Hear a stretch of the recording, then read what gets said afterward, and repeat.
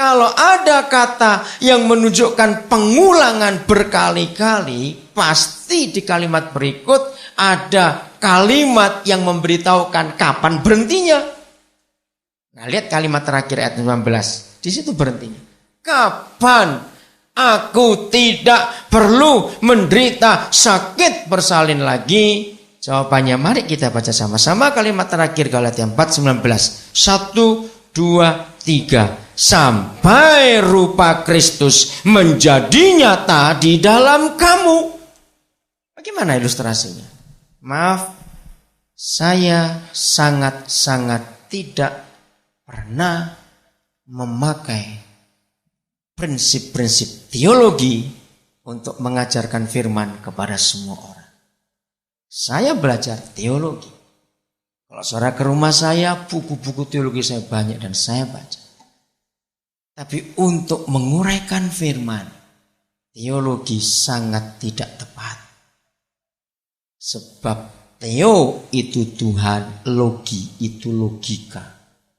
Tuhan kita nggak bisa masuk logika kita.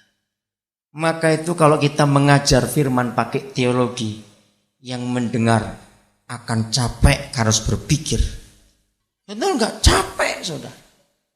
Karena berpikir. Maka itu kalau saudara khotbah, lalu mendengar itu mengkerutkan dahinya dan alisnya gandeng, pasti salah khotbah.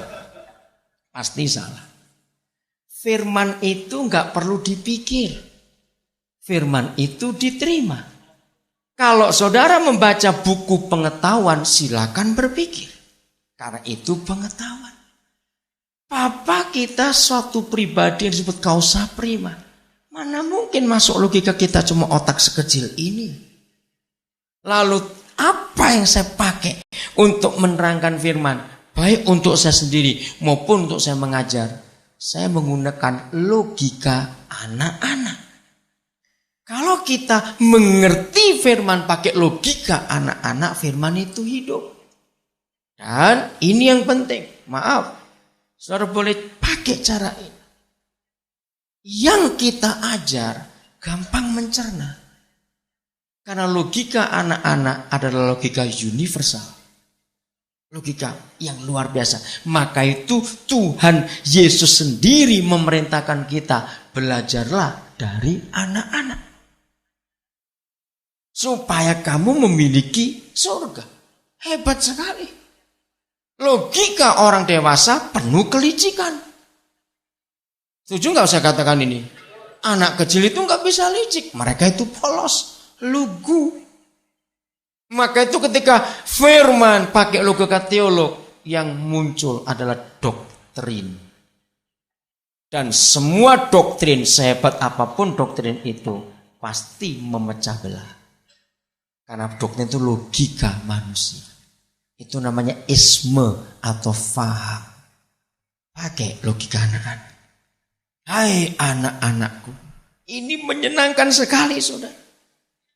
Jadi sebagai seorang mentor, seorang pemimpin, setelah kita membagi hidup kita kepada orang yang Tuhan percayakan kepada kita untuk kita mentori, untuk kita muridkan, maka yang kedua kita jadi bapak buat mereka dan mereka jadi anak. Dan kapan kita berhenti memuridkan orang ini? Sampai rupa Kristus nyata di dalam dia. Jadi semua kita yang mau regenerasi itu harus jadi bapak dan ibu sekaligus. Katakan amin. Waktu jadi bapak kita menegur, kita menasihati, menguatkan hati dan seterusnya. Ketika kita jadi ibu, kita yang mengandung mereka. 9 bulan 10 hari dalam kandungan itu kita mengalami banyak kesulitan. Semua ibu tahu yang sudah mengandung. Macam-macam bisa terjadi. Betul? Tiba waktunya sakit bersalin. Kita berjuang untuk anak ini dilahirkan. Maka itu sampai hari ini setiap kali ada orang melahirkan pasti juga ada 2 pertanyaan klasik. Nggak ada yang ketiga atau keempat, pasti cuma 2. 1, laki atau perempuan. Kalau kita dengar ada orang melahirkan, betul? Nggak mungkin tanya bawa emas berapa kilo. Nggak mungkin pertanyaan begitu.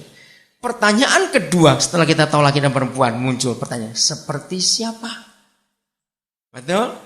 Dan ini yang dipakai oleh Paulus. Ketika dia memuridkan orang demi orang dalam hidupnya. Dia layani, dia doakan, dia nasihati, dia tegur, dia kasihi. Dan semuanya saudara ini luar biasa. Habis-habisan untuk murid itu. Ketika sakit bersalin tiba. Lahirlah anak itu. Begitu dilihat, aduh belum seperti Yesus. Masukkan ke rahim lagi. Ini arti kata lagi itu. Dia kandung. Dia rawat lagi, dia doakan lagi, terus begitu. 9 bulan 10 hari, timbul lagi sakit bersalin. Wah, dia berjuang. Lahir, ya belum lagi mirip Yesus, masuk lagi. Saudara, luar biasa arti firman. Hai anak-anakku, karena kamu, aku harus menderita sakit berulang-ulang. Sampai rupa Kristus nyata di dalam hidupmu. Adakah kita sebagai gembala punya hati seperti ini untuk orang-orang tertentu? Maka itu tidak ada ayat sedikit pun seorang gembala punya jemaat ribuan. Itu mustahil bin mustajab, saudara. Arti, jangan punya cita-cita jemaat ribuan, itu dosa besar. Yesus saja cuma punya 12. Masa kita lebih dari dia? Serius saya berkata ini. Maka itu jangan respect kepada pendeta yang jemaatnya ribuan. Jangan. Karena itu enggak alkitabiah. Amin kan cepat. Loh, betul tidak? Asal kita tahu ini. Lalu seolah-olah diundang kiri kanan pendeta besar, jemaat besar, itu salah. Saya mau tunjukkan kata-kata penghakiman terakhir buat kita dari gembala agung kita. Dia tidak tanya berapa ribu yang kau gembalakan. Yang dia tanya berapa orang yang jadi serupa dengan aku. Kalau kita pakai hukum ini, apa yang kita mau sombongkan dalam hidup pelayanan kita? Maka itu jangan terobsesi untuk punya jemaat ribuan. Salah itu. Kalau toh lewat kita ada ribuan orang, terpujilah Tuhan. Tapi bukan satu orang gembalanya. Serahkan kepada anak-anak kita. Dibagi-bagi, bukan kita. Dan kita tidak boleh mengaku itu jemaatku semua. Tidak. Kalau toh kita bisa buka cabang, misalnya, jangan berkata aku gembalanya. Kita berdosa. Gembalanya adalah murid kita yang di tempat itu. Ngeri gereja sekarang, saudara. Gembala itu nggak boleh punya gembala bawahan. Gembala itu punya domba. Dan domba-domba yang digembalakan oleh gembala lain, bukan kita. Gembala seniornya. Nggak ada kata senior di Alkitab. Sama sekali tidak ada. Masing-masing kita punya tanggung jawab. Untuk sekian yang Tuhan percayakan kepada kita. Jangan bangga. Kalau ada batuan kartu namanya, wih, lu muka belakang penuh semuanya, jadwal kebaktiannya, banyak sekali. Jangan puas, karena itu tidak alkitabiah. Lah serius, sombong sekali. Minggu 6 kali kebaktian, Senin 3 kali, Selasa, apalagi Rebu, Kamis, terus bangga gitu. Saudara, itu kebencian Tuhan. Siapa kita? Kalau kita pakai konsep 1 Tesalonika 2 ayat 8 dan Galatia 4:19 tadi. Betul? Kita nggak perlu banyak-banyak orang.